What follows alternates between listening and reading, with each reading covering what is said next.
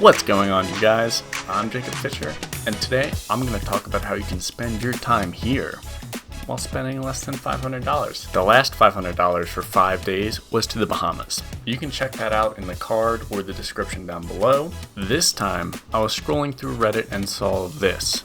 I figured, can we stay there for under $500? Let's find out. First, what and where is Saint Lucia? It's an Eastern Caribbean island nation with some incredible views. You have volcanic islands, reef diving, luxury resorts, and fishing villages. You have plenty of trails if you want to take a hike as well. The currency they use is the Eastern Caribbean dollar, which has an exchange rate of $1 USD to $2.65 ECB. It's just easier to say. However, you can use the US dollar at most places you visit, which is perfect. You can also exchange it so you have some fun cash around for souvenirs. That sounds like a great souvenir, other than other random things you get. Its peak season is December to April. You know what that means. We're going in May. It's just cheaper. Okay, now that we have a very basic understanding of what Saint Lucia is, how do we get there? I found a flight from Delta for only 42,500 miles and $126.25 in fees. Let's start a tally. Little mention, flights there are almost always above $500, so you need to use miles to get there. Since we are flying Delta,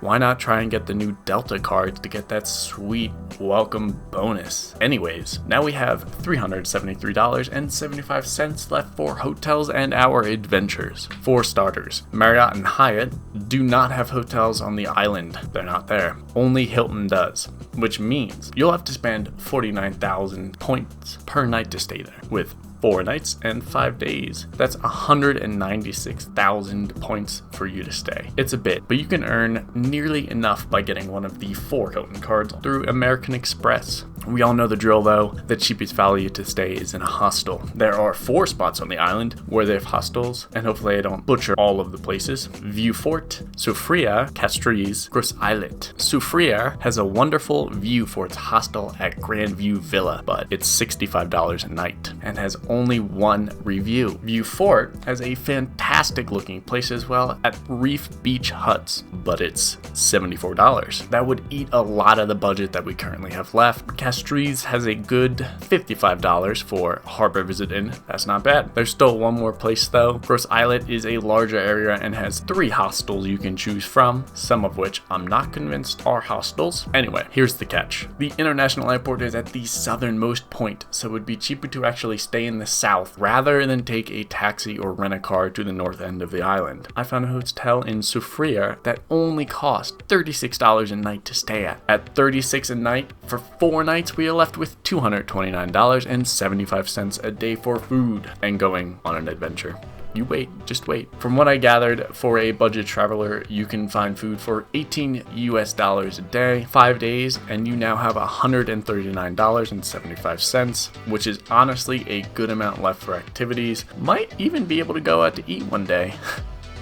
Here's the best part, the activities. What activities are you gonna do while you are there? First of all, Saint Lucia with that view, incredible. You know full well that a hike is in the books. On All Trails, I found this hike, which is only 1.3 miles, and you get to see all of these things. Fort Rodney is an old historic fort with plenty of ruins and views to see, perfect for a morning hike one day, and then heading to one of the many beaches in the north part of the island. You can snorkel and just relax in the sun. How do you get there though? I think the best bet, because some of the buses are hard to come by in Saint Lucia, is to rent a car for a day or 2. You can rent a car from $48 to $55 a day, depending who you choose. If you rent the cheaper one through Drive-O-Matic, then it'll be $96 total for 2 days, and you'll be left with $43.75. You can explore more of the beaches while renting your own car. Gas, I imagine, won't be any more than $20 total, I think. The other hike I would want to go on is Gros Piton Trail down in the southern portion of the island. It's a 3.2 mile hike where you can see views like this, or just check out every other view. Make sure you use your rental car to do this as well. Of course, if you don't want to hike or rent a car, then scuba diving would be a great use of your money. There are fantastic scuba spots all around Saint Lucia. The boat dive costs only $45, and if you don't rent a car, then you have plenty of money to spend for even a couple boat dives. You could even take a scuba diving lesson $7, which would eventually get you certified in scuba diving. The Discover course is $110. Still had enough to rent that without a car. Take a look at some of the photos from dives people took.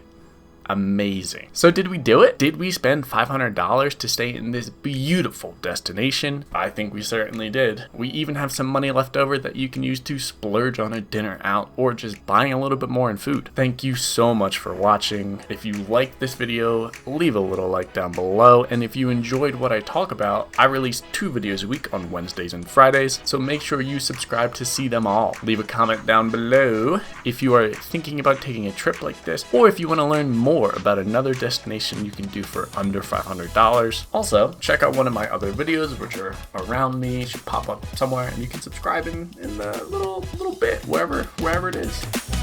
Until next time.